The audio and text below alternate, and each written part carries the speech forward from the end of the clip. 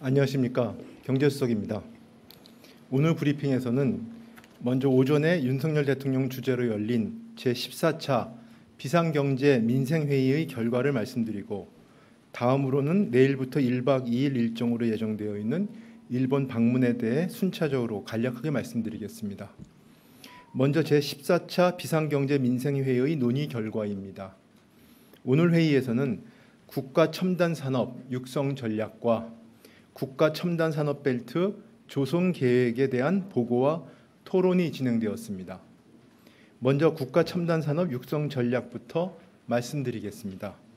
첨단 산업 육성은 글로벌 첨단 과학기술 공급망 경쟁이 심화되고 있는 상황에서 정부와 기업이 함께 비상한 각오로 전략적으로 추진해야 하는 국가적 과제가 되었습니다. 자칫 때를 놓치면 선진 경쟁국과의 격차를 영원히 좁힐 수 없게 될 수 있습니다. 우리가 현재는 메모리 반도체 부문에서 1위를 차지하고 있지만 30년간 지켜온 선두 자리를 언제 내놓을지 모르며 시스템 반도체 대표 기업인 TSMC는 오히려 투자 규모를 더욱 확대하여 우리 기업과의 격차를 점점 더 벌리며 앞서가고 있습니다. 이에 오늘 정부는 국가 첨단 산업 육성 전략을 발표했습니다. 민간은 시스템 반도체, 디스플레이, 2차 전지, 바이오, 미래차, 로봇 등 6대 첨단 산업 부문에 2026년까지 총 550조 원을 투자하고, 정부는 첫 번째 초격차 기술 확보를 위한 R&D 지원, 두 번째는 혁신 인재 양성, 세 번째는 첨단 산업 클러스터 구축을 위한 입지 지원, 네 번째 튼튼한 대중소기업 생태계 구축, 다섯 번째 특단의 투자 지원과 규제 완화, 여섯 번째 모든 역량을 경제에 집중하는 통상 외교를 통해 집중 지원하겠습니다. 특히 이 중에서 오늘은 첨단 산업 클러스터 구축에 필요한 입지 지원 방안을 함께 발표했습니다. 국가 첨단 산업 벨트 조성 계획이 그것입니다. 첨단 산업일수록 용수, 전력, 도로 등 대규모 인프라가 수반되므로 초기 조성 단계부터 필요 인프라를 설계하여 맞춤형 입지를 계획하는 것이 필수적입니다. 동시에 앵커 기업, R&D, 소부장 등 기존 산업 기반과 연계하여 글로벌 경쟁력을 확보할 수 있는 생태계 조성이 필수적입니다. 그런데 기존 국가 산업단지의 경우 여유 부지가 소진되고 있으므로 정부는 기업의 적기 투자를 지원하고 첨단 산업의 글로벌 경쟁력을 확보하기 위해 15개소의 신규 국가 산업단지를 새로 조성하게 된 것입니다.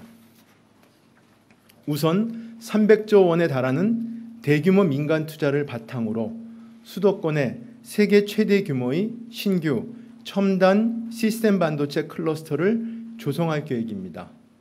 수도권에는 이미 메모리 반도체 제조 단지와 150개 이상의 국내외 소부장 기업, 그리고 판교 팹립스 업체 등이 구축되어 있어 시너지를 창출하고 신규 투자의 효과를 극대화할 것으로 기대됩니다. 또한 지방에도 우주, 미래, 수소 등 3,300만 제곱미터 총 1,000만 평이 넘는 규모로 14개의 국가 첨단 산업 단지를 신규 조성하여 기업 투자를 전폭적으로 지원할 것입니다. 지방에 조성되는 14개의 국가 첨단 산업 벨트는 기업과 인재가 모이는 혁신 기지로서 진정한 지방 시대를 완성하는 구심점이 될 것입니다. 정부는 산업계와 함께 국가 첨단 산업 벨트 범정부 추진 지원단을 즉시 가동하여 신속한 절차 추진과 기업 투자를 지원하고, 신속한 투자가 필요한 산업은 정부 임기 내 착공을 목표로 속도감 있게 추진하겠습니다. 다음으로는 이번 주 16일, 17일 양일간 예정되어 있는 윤석열 대통령의 일본 방문과 관련하여 간략하게 말씀드리겠습니다. 먼저 한일 관계 개선의 경제적 의미에 대해서 말씀드리겠습니다. 여러분도 잘 아시다시피 대한민국은 교육 확대에서 지속 가능한 성장의 답을 찾을 수밖에 없는 나라입니다. 자유무역 기조와 글로벌 교역의 추세적 위축이 진행되어 있고 글로벌 공급망도 보편적 가치를 공유하는 국가들 중심으로 빠르게 재편되면서 공급망 협력 파트너의 선택지가 줄어들고 있습니다. 이러한 상황에서 핵심 교역 상대방이자 공급망 파트너인 일본과의 관계 개선은 우리에게 선택이 아닌 필수입니다. 2019년부터 3년간 일본과 잃어버린 경제 효과가 총 20조 원에 달한다는 분석이 있는 바와 같이 일본과의 관계가 소원해지면서 이미 우리 경제에는 상당한 손실이 발생하고 있습니다. 그러나 더 큰 문제는 앞으로입니다. IMF 연구진의 최근 분석에 따르면 우리나라는 글로벌 공급망의 분절에 따라 부정적 영향을 가장 크게 받는 국가 중에 하나입니다. 한일 관계 개선이 미뤄질수록 앞으로 우리가 부담해야 할 기회비용은 지금까지의 손실과 비할 수 없게 커질 것입니다. 경제적 관점에서 일본과의 관계 개선을 더 이상 지체할 수 없는 이유는 크게 세 가지로 볼 수 있습니다. 첫 번째는 공급망 재편에 대한 대응, 두 번째는 수출 시장 확대, 세 번째는 과학기술 협력 강화로 나누어 말씀드릴 수 있습니다. 첫째, 글로벌 공급망 협력 파트너로서 일본은 이미 중요한 나라이고 앞으로 그 중요성은 더욱 커질 것입니다. 한국과 일본은 IPF 등 가치를 공유하는 국가들 간에 형성되고 있는 새로운 경제안보 공동체의 핵심 국가입니다.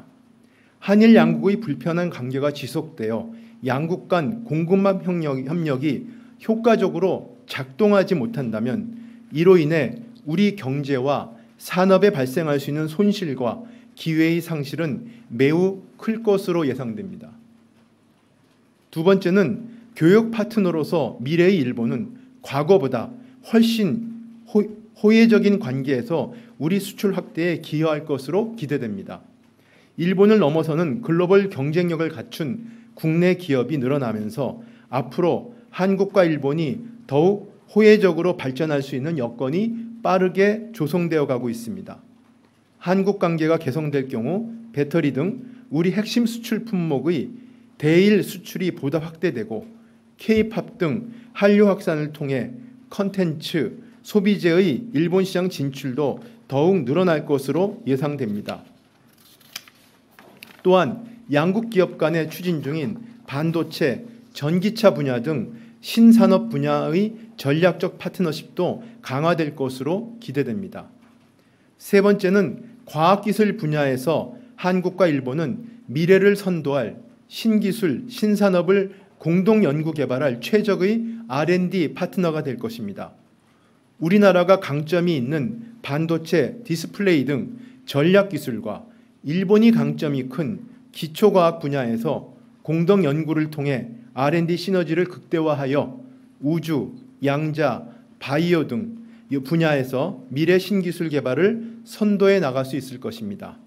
아울러 수소 환원 제철 기술 등 고비용, 고위험 R&D 분야에서 양국 간 협력을 통해 R&D 리스크와 비용도 절감할 수 있을 것으로 기대됩니다. 이와 같은 경제 분야의 기대 효과가 조속히 나타나도록 정부는 그간 중단된 양국 간 재무, 통상, 과학기술 등 경제 분야의 장관급 협력 채널을 조속히 복원하고 주요 협력 사업을 속도감 있게 논의하고 합의해 나가겠습니다. 다음은 일본 순방 경제 행사에 대해서 말씀드리겠습니다. 이번 방문 기간 중에 한일 재개회의 양측 주관 기관인 정경련과 경단련 주관으로 한일 비즈니스 라운드 테이블이 개최됩니다. 윤 대통령은 한일 비즈니스 라운드 테이블에 참석하여 기업인들을 격려하는 한편 양국 간 경제협력 비전을 제시할 예정입니다. 양국 경제인들은 한일 관계 경색 국면에서도 한일 재개회의 등 교류를 지속하며 한일 관계 정상화에 큰 기여를 했습니다.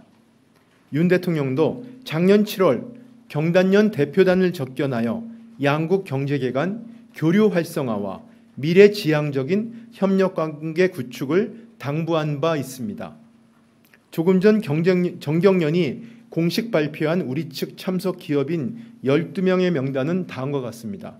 우선 김병준 정경련 회장 직무대행과 한일경제협회장인 김윤 삼양홀딩스 회장이 참석합니다.